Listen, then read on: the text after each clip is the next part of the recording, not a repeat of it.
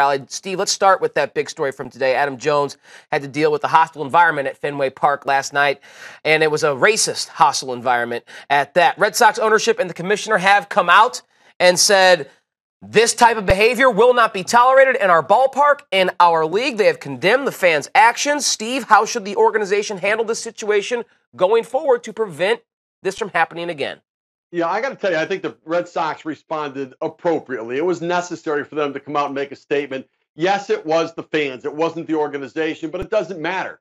The fans are there. They're there to watch the Red Sox. They're there to cheer for the Red Sox as a team, most likely, and therefore they have some level of culpability and responsibility. And I like that they came out. Sam Kennedy, their team president on the business side of the operation, Dave Dombrowski on the baseball side, two high-quality, high-character individuals. There's no place for this at all in the Red Sox organization or on behalf of the Red Sox organization. So I like they came out strongly with it. And I hope that from a fan's perspective, people can start to have some responsibility as well.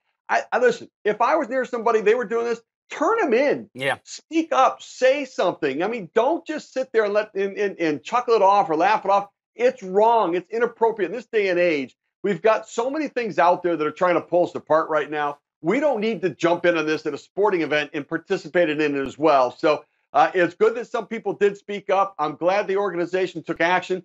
People should have charges filed against them. It shouldn't just be a banning from the ballpark. And I agree with Adam Jones on that. You throw something, it's not getting kicked out of the ballpark.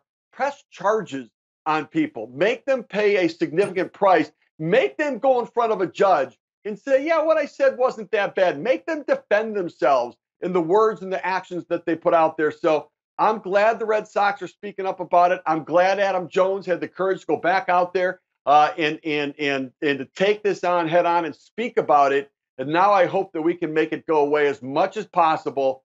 Things are maybe a little bit better, but there's still a lot of racism out there that needs to be eradicated as quickly as possible. And Steve, obviously we saw Adam Jones going back and forth with that fan, and he was quite animated and obviously upset by the remarks.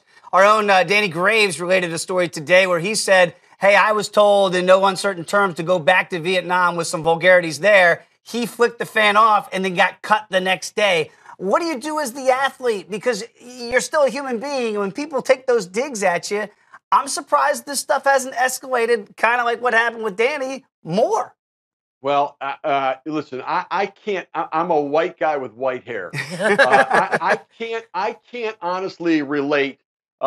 Yet I can have a level of compassion for people, and it's easy for me to say, well, you know, Jackie Robinson had that level of courage that goes beyond human understanding and belief. What he endured, and yet he just kept looking forward, understanding that it was bigger than him.